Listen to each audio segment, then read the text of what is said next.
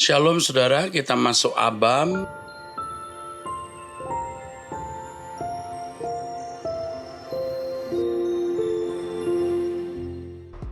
Shalom saudara, kita kembali di acara Anda Bertanya, Alkitab Menjawab. Dari wanita usia 23 tahun, ya, ini seorang pelayan di salah satu gereja. Shalom Pak Pendeta Erastus, saya ingin bertanya soal trust issue. Ya, trust issue itu masalah kepercayaan diri yang terjadi karena dikhianati, manipulasi hingga kurang percaya pada orang lain. Ya. Trust issue saya dimulai dari rasa kecewa, ya, karena saya mengetahui papa dan opa saya pernah selingkuh di masa lalu. Selain itu, hal yang memperburuk saya dalam masalah kepercayaan ini karena baru-baru ini saya diselingkuhi oleh pacar saya. Yang sangat menyakitkan adalah awalnya saya menerima dia karena hubungannya dengan Tuhan yang saya nilai sangat dekat dan dia seorang pelayan Tuhan. Tapi awal bulan Januari tahun ini saya mendapati video pacar saya melakukan hubungan seks dengan mantannya saat kami masih berpacaran. Bahkan mereka melakukan itu berulang-ulang di belakang saya. Saya sangat kecewa dan akhirnya putus dengan dia. Tapi dia terus meminta kesempatan kedua dan berusaha membuktikan kalau dia menyesal dan sudah tidak akan mengulangi lagi.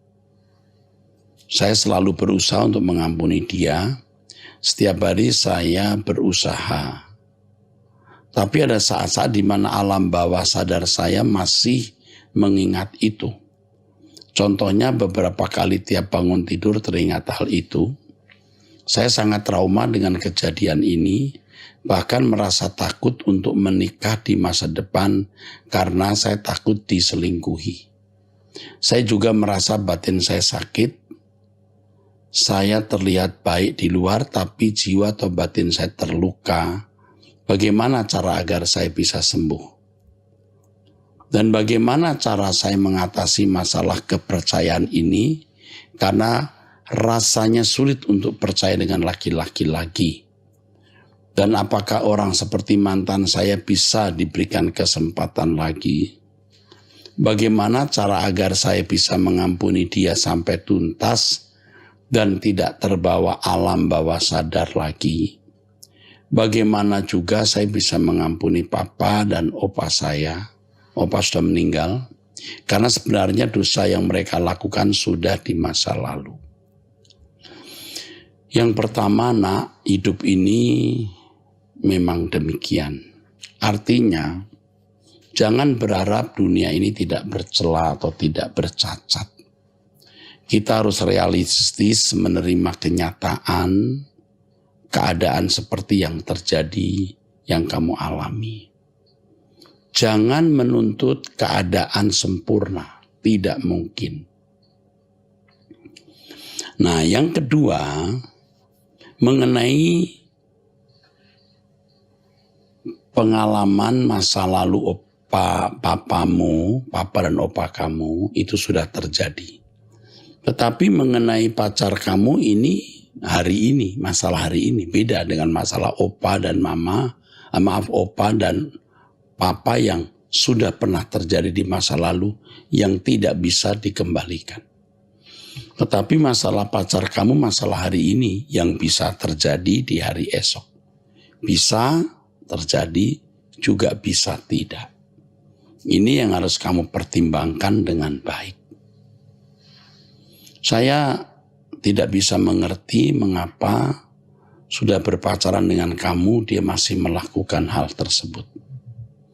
Ini pasti ada unsur kejiwaan di dalam diri pacarmu atau dorongan seks yang ada di dalam tubuh pacarmu.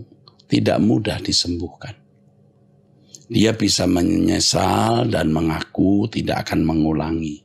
Bisa, itu sangat mudah. Karena dia pasti mempertimbangkan kamu lebih baik dari pacar yang telah digauli. Bukan tidak mungkin kalau kamu melakukan hal yang sama seperti pacarnya, berhubungan seks, tidak lama kamu akan diputus. Ya, mungkin karena dia belum mencicipi tubuhmu, atau baru cuma sekali dua kali, sehingga dia masih minta hubungan baik dengan kamu, atau karena memang kamu dipandang lebih baik dari wanita lain. Dengan kondisi ini menurut saya lebih baik kamu tidak pacaran dulu, toh usia kamu 23 tahun. Kamu tidak bisa membuktikan kesetiaan dia dalam waktu 1-2 bulan, 1-2 tahun. Nasihat saya kepadamu nak, putuskan hubunganmu dengan pria itu dan jangan pacaran dulu dengan siapapun. Traumamu akan sembuh lewat perjalanan waktu ketika kamu bertumbuh di dalam Tuhan, menjadi dewasa rohani, kau bisa menguasai diri, tidak egois, tidak egosentris, baru mungkin kamu bisa lebih dipulihkan. Jadi nasihat saya, jangan pacaran dulu. Kamu dalam kondisi tidak normal. Ya, putuskan hubunganmu dengan pria itu dan jangan pacaran dulu. Usiamu masih 23, bukan 32. Masih 23. Ya, kamu ikuti nasihat saya nak. Lupakan pria itu dan jangan pacaran dengan siapapun dulu. Sampai kamu mengalami proses kesembuhan. Karena lukamu ya belum sembuh. Lukamu karena perilaku opa dan papamu belum sembuh. Ditambah lagi dengan pria ini. Lebih baik kamu tidak pacaran dulu dengan siapapun, lalu mencari Tuhan untuk memperoleh kesembuhan. Kalau kamu teruskan pacaran, lalu satu kali dia melakukan hal yang sama, kamu bisa depresi, bisa gila kamu.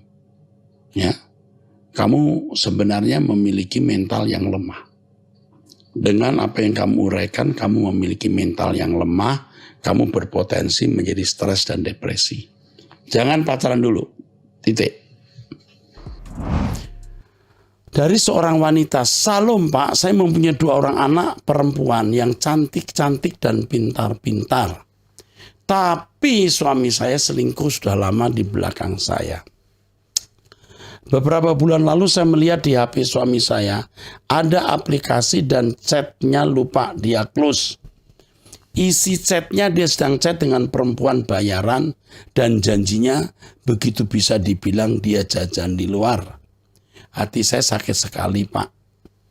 Bertahun-tahun saya kena marah, dikasari sampai saya bingung. Suami saya ini kenapa? Sampai saya depresi, stres Pak. Tapi taunya kedapatan chat begini ternyata suami saya selingkuh di belakang saya dengan perempuan yang gak benar. Suami saya meminta maaf, katanya dia tidak ada, katanya tidak ada dia lakukan, dia tetap tidak mau mengaku, tapi dia berjanji akan berubah. Saya juga sudah berdoa mengatakan kepada Tuhan, saya mengampuni, tapi sampai sekarang seringkali perasaan dan pikiran itu muncul. Rasanya saya jijik sekali lihat diri saya dan sering kali saya down dan stres sendiri. Saya bolak-balik coba bangkit terus berdoa, tapi susah rasanya. Tolong dibantu saya Pak, harus lakukan apa? Kamu itu orangnya egois. Satu egois, kamu juga sebenarnya kalau lagi marah kamu tidak bisa menahan emosi, ya. Termasuk orang yang keinginannya harus dituruti, ya. Egois, keinginan harus dituruti. Dan sedikit lagi kamu tidak mau menerima kenyataan bahwa dunia ini memang bukan tempat yang nyaman. Nasihat saya kepada kamu begini. Kamu datang ke dunia sendiri dan akan pulang sendiri tanpa suami. Jadi kamu sekarang harus fokus ke langit baru, bumi baru saja. Kalau kamu masih sakit hati karena kamu mengharapkan kebahagiaan di dunia ini atau suasana yang ideal, tidak bisa. Dunia tidak bisa ideal. Jadi nasihat saya hanya ini, fokus saja langit baru, bumi baru. bertumbuhlah sempurna seperti Bapa, serupa dengan Yesus. Rubah karakter-karakter burukmu menjadi serupa dengan Yesus. Kamu bisa menyelesaikan masalah itu. Selama kamu masih fokus dan berharap dunia ini bisa membahagiakan kamu, kamu akan stres sampai depresi. Kamu harus berani suatu saat kehilangan suami ini. The worst, keadaan yang paling sulit, kamu kehilangan suami. Tapi kamu tidak kehilangan Tuhan Yesus itu, dan tidak kehilangan dua anak gadismu yang cantik-cantik dan pintar-pintar itu. Dan saya katakan dalam nama Tuhan, suamimu akan dipukul Tuhan. Tapi kamunya sendiri jangan egois, jangan kalau punya keinginan mesti dituruti, kamu tidak bisa menahan emosi atau lumayan temperamen, ya. Dan kalau kamu sudah tidak senang orang, biasanya kamu akan ingat terus orang itu. Bukan hanya suami, kepada yang lain juga. Masih ada unsur suka nyerang orang. Karakter-karakter buruk itu harus kamu ubah. Kamu bisa mengalami kesembuhan. Ya, saya kira itu yang saya harus beritahukan kepada kamu. Oke. Pertanyaan berikut dari wanita usia 40 tahun, menikah, karyawan swasta. Salam Pak Erastus, salam kenal. Terima kasih untuk pelayanan dalam acara ABAM. Anda bertanya, Alkitab menjawab. Sangat memberkati. Saya ingin bertanya, saat ini suami saya ketahuan selingkuh dengan rekan kerja seorang janda anak satu dan juga selingkuh dengan mantan pacar. Saat ini suami juga sudah tinggal satu rumah dengan janda tersebut. Kondisi ini sudah berlangsung hampir 1 tahun. Suami hampir setiap Jumat, Sabtu, Minggu menghilang. Tidak bisa dihubungi, HP dinonaktifkan. Hari Senin akan pergi ke kantor, pulang ke rumah seperti tidak terjadi apa-apa. Suami sudah tidak mau baca firman, tidak mau saat teduh, tidak mau berdoa, tidak mau ibadah, dan jika hari Minggu, tiba hari Minggu, maka akan sakit kepala sehingga tidak mau pergi beribadah. Saat ini pernikahan sudah 10 tahun, suami sudah pindah pisah kamar. Suami sudah minta pisah kamar sejak awal ketahuan selingkuh. Suami sudah mengajak berpisah, ngajak cerai berulang kali. Kami sudah dilayani oleh konselor pernikahan, sudah didampingi oleh rekan-rekan pelayanan, tapi selalu berbohong. Setiap kali cerita terkesan terbuka, tapi tidak jujur, pintar bersandiwara. Pihak konselor, rekan pelayanan pun sudah lelah untuk melayani. Karena tidak ada perubahan, tidak ada pertobatan. Apakah saya sebagai istrinya boleh menyetujui permintaan untuk cerainya? Saat ini ada anak satu masih bayi. Saran rekan rohani adalah jangan cerai. Biarkan saja, doakan sampai bertobat. Tapi saya sudah tidak bisa terima sikap perilaku dan selalu berbohong, dikhianati, diduakan. Saya sebagai istri sudah cukup sabar. Diam, tidak banyak bicara, tapi justru kelakuannya tidak berubah. Mohon saran dan masukan dari Pak Erastus. Yang pertama, kamu jangan cerai, tapi juga jangan dilanjutkan. Kamu diam. Ya, kamu diam. Kalau dia mengajak hubungan badan, kamu harus tanya, apakah dia bersih? Dia bisa kena penyakit, kamu bisa tertular. Lebih baik kamu menghindari. Kalau dia melakukan hubungan badan dengan orang sembarangan, ini bahaya. Ya. Jadi yang kamu lakukan sekarang diam, tidak mengusahakan cerai, juga tidak bermaksud untuk melanjutkan, diam. Saya sering menghadapi masalah-masalah seperti ini. Maksud saya orang bertanya saya, dan jawaban saya sering seperti ini. Kadang-kadang, bukan sering. Ini masalahnya Tuhan yang bisa selesaikan. Kamu berkata kamu sudah diam, tapi dia malah menjadi-jadi. Oke. Sampai kapan dia bisa menjadi-jadi? Tuhan pasti bertindak. Tunggu Tuhan bertindak. Saya bukan sedang mengutuk pria itu. Tapi setiap tindakan yang melanggar firman pasti mendapat hukuman.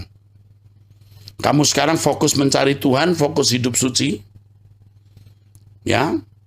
Kamu jangan terikat dengan masalah itu. Yang kamu lakukan merawat anak. Yang kedua, pikirkan kamu punya penghasilan. Jika suatu saat kamu harus berpisah dengan pria ini, kamu bisa mandiri. Kiranya Tuhan menolong kamu. Bapa Yahweh dalam nama Yesus Kristus menolong kamu. Dan Bapa Yahweh akan bertindak sesuai dengan kebijaksanaannya. Tuhan akan bela kamu. Dalam nama Yesus, Tuhan akan bela kamu. Oke. Dari seorang wanita usia 31 tahun, masih single, pegawai swasta. Salam Pak Eras, saya selalu ikut doa pagi Pak Eras setengah tahun terakhir ini. Semenjak saya ikut ibadah online hari Minggu Pak Eras, karena domisili saya di luar kota, saya sangat diberkati. Pak, saya punya pasangan yang sudah memiliki istri dan 2 anak. Hubungan sudah berjalan 6 tahun. Saya selalu bilang saya mau mengakhiri hubungan ini, tetapi dia selalu tidak mau, Pak. Dengan alasan dia sudah pernah salah menikah tanpa cinta karena bisnis dan tidak mau melepaskan saya dengan alasan saya adalah wanita yang dicintainya. Sebelum saya lanjutkan, saya kasih tahu itu buaya. Ya. Bohong dia bohong. Dia bohong, 100% bohong. Kalau kau percaya saya sebagai bapak rohanimu, jangan lanjutkan hubunganmu. Hidupmu tidak ditentukan oleh dia. Siapa dia bisa mengatur hidupmu begitu? Menikah itu nasib, mencinta itu takdir. Ini sesat. Ya. Menikah itu pilihan, mencintai itu juga pilihan. Tergantung. Ya. Kok bisa menikah itu nasib, mencintai itu takdir? Mencintai itu free will individu, dari cinta lahirlah pernikahan. Ini kan konyol, saudara.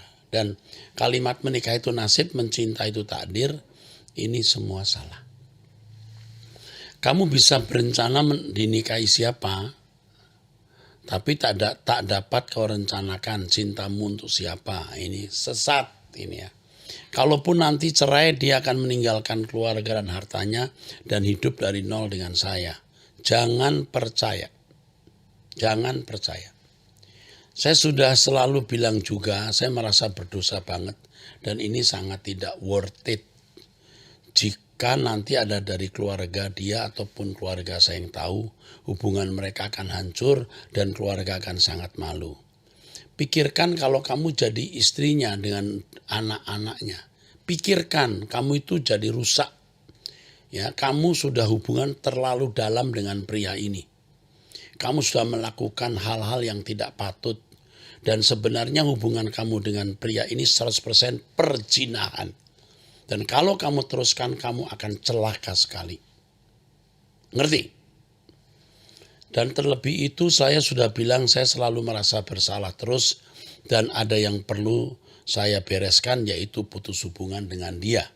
Ketika saya datang ke hadirat Tuhan, saya merasa Tuhan, gimana caranya saya bisa lepas? Karena dia sekota dengan saya sudah coba putus beberapa kali, tapi dia nangis dan tidak mau. Kamu bodoh, ya. Kamu putuskan hubungan dan tidak mau lagi hubungan, dia mau nangis, dia mau bunuh diri, terserah, ya.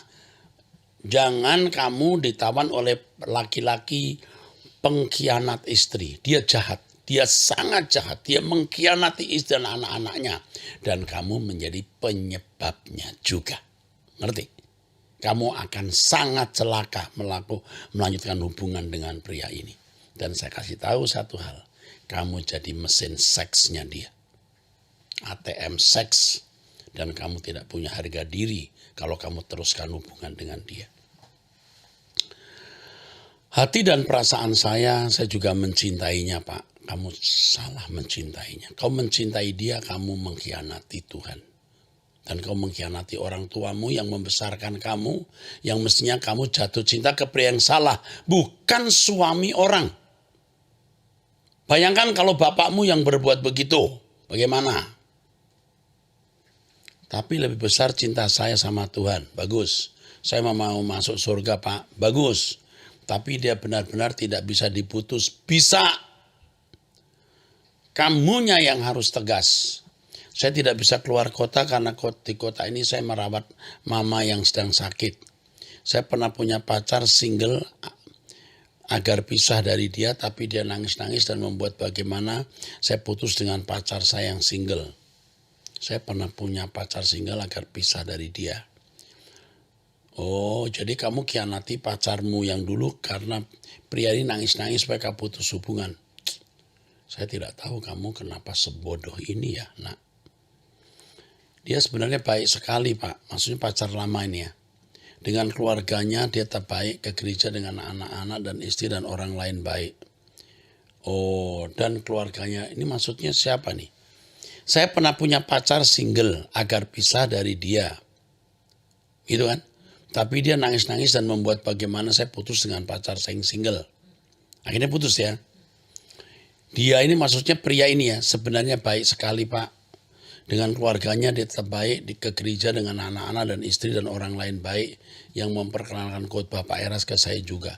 Dia tidak baik, nak. Dia tidak baik. Memperkenalkan khotbah saya kepada kamu itu bukan jaminan dia baik.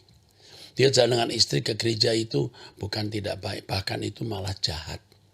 Dia ke gereja dengan anak istrinya tapi di belakang dia punya hubungan gelap. Itu jahat sekali. Dia hanya minta waktu ke saya untuk sabar menunggu waktunya nanti ketika dia dan istrinya bisa cerai baik-baik. Cerai tidak ada yang baik-baik. Kalau ada orang bilang cerai itu baik-baik, itu bukan goblok, tolol. Tolol sekali. Kamu jangan jadi tolol sekali, paham gak? Usiamu 31 dan kamu juga lumayan cantik.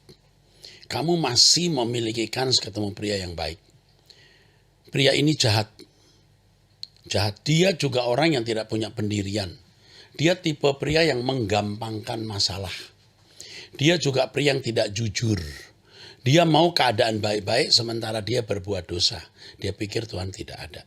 Kamu jangan urusan dengan pria seperti ini. Mengenai duri dalam daging, Paulus apakah ini termasuk duri dalam daging saya, Pak? Itu bukan duri dalam dagingmu, nak. Ya.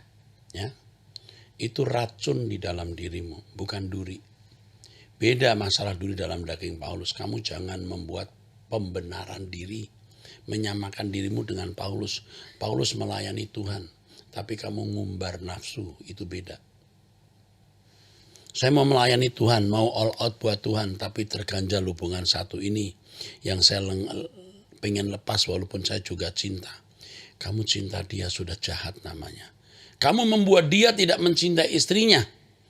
Ya, dia tidak menafkahi istrinya secara biologis karena dia sudah menaruh hati kepada wanita lain. Kamu jahat. Oke, kamu jahat. Ingat ini, kamu jahat. Dan kalau kamu berhenti dari kejahatanmu, kamu mesti putus hubungan dengan dia. Terima kasih Pak Erastus, Tuhan berkati, kembali kasih. Awas kalau kamu gak putus. Ya, kamu sudah 6 bulan ikut saya berdoa pagi, mestinya kamu punya kekuatan lebih. Ya, kalau kamu jadi anak rohani saya harus bicara tegas seperti ini, dan kalau kamu mau mendengar, kamu selamat. Kalau tidak, kamu binasa. Saya mau kasih tahu satu hal, kamu terserah percaya atau tidak. Tuhan marah. Oke, jadi marah deh. Ya, pertanyaan selanjutnya dari seorang wanita berusia 36 tahun, menikah, tinggal di Bekasi. Ya. Shalom, saya sering mendengarkan program Abam dari Instagram. Saya ingin bertanya kepada hambanya Bapak Pendeta Erastus Sabdono, sekaligus mohon bantuan doa untuk rumah tangga saya dan suami. Bapak Pendeta, suami saya melakukan kecurangan dalam pernikahan kami dengan menjalin hubungan dengan perempuan lain sebanyak 3 kali. Yang pertama 3 bulan setelah pernikahan dengan mantan pacarnya. Yang kedua, setelah 2 tahun pernikahan kami dengan rekan kerja atau bosnya yang sudah mempunyai suami dan anak. Yang terakhir di awal bulan Januari 2023, sepertinya masih dengan bosnya. Saya selalu memaafkan kecurangan dan ketidaksetiaan suami dalam pernikahan. Tetapi pada perselingkuhannya yang ketiga ini sangat menyakitkan dan membawa dampak perubahan negatif pada perilaku suami saya. Kasar, tidak mau berkomunikasi dengan saya, tidak menghargai, dan sudah tidur di kamar lain. Saya berusaha bertahan selama bulan Januari sampai Juni 2023, tetapi saya merasakan tidak ada damai sejahtera dan hanya ketakutan setiap kali ingin pulang ke rumah sehabis bekerja. Kebetulan saya tinggal di rumah mama mertua yang adalah ibu dari suami. Mertua juga tidak dapat menjadi pendamai dalam rumah tangga kami, serta terkesan membela suami dan sering menyalahkan saya serta mengintimidasi. Pada pertengahan bulan Juni 2023, saya memutuskan untuk mencari damai dan menenangkan diri dan tinggal di rumah orang tua saya untuk sementara waktu. dengan sepengetahuan dari ibu mertua dan atas izin ibu mertua. Tetapi tidak disangka setelah saya pergi menenangkan diri selama sebulan di rumah orang tua, lalu datanglah surat gugatan perceraian dari suami saya. Kaget, sedih, serta kecewa atas tindakan suami yang mengambil langkah mengajukan gugatan cerai ke pengadilan. Sampai hari ini saya terus berdoa dan bergumul agar Tuhan menolong rumah tangga saya dan suami, sambil terus mengikuti proses pengadilan yang masih berjalan. Jujur saya menolak dan tidak ingin bercerai, Pak. Saya pegang firman Tuhan, apa yang sudah dipersatukan oleh Tuhan tidak dapat diceraikan oleh manusia kecuali kematian. Apa yang harus saya lakukan, Pak Pendeta? Sebenarnya secara de facto, suamimu sudah menceraikan kamu. Ya. Pindah kamar, gonta-ganti perempuan. Sudah seperti binatang, ya. Kejam dia. Jadi yang kamu lakukan sekarang diam saja. Kalau sampai harus cerai, karena pasti dia akan menggunakan segala cara. Karena saya belum punya anak ya. Tidak dijelaskan sih, Pak. Ya. Kalau punya anak, kamu harus mengambil anak untuk kamu. Dan kalau sampai harus cerai, kamu anggap itu mimpi buruk, nightmare. Ya. Kamu mulai hidup baru dalam Tuhan. Ya. Kita mimpikan langit baru, bumi baru. Ya. Hidupmu tragis, nak. Tetapi ketragisan ini bisa membuat kamu akan lebih mencari Tuhan dengan sungguh-sungguh. Ya, orang-orang seperti kamu bisa lebih mudah saya bawa ke langit baru, bumi baru. Bersama-sama kita. Kami mengasihimu. Jika kau butuh pendampingan, kirim lagi SMS ke kami. Saya dampingi kamu. Kami dampingi baik secara hukum. Ya. Tinggal di mana ya? Dia tinggalnya di Bekasi. Secara hukum kami bisa mendampingi, kami ada pengacara-pengacara, ada beberapa pengacara yang memang kami siapkan untuk Abang, untuk menolong orang-orang yang tidak mampu. Ya. Ya, tapi kalau kamu sudah punya pengacara sendiri, kau bisa bayar pengacara ya, enggak apa-apa. Oke, saya kira itu, dan dengan sedih saya menyatakan turut sepenanggungan kepada denganmu.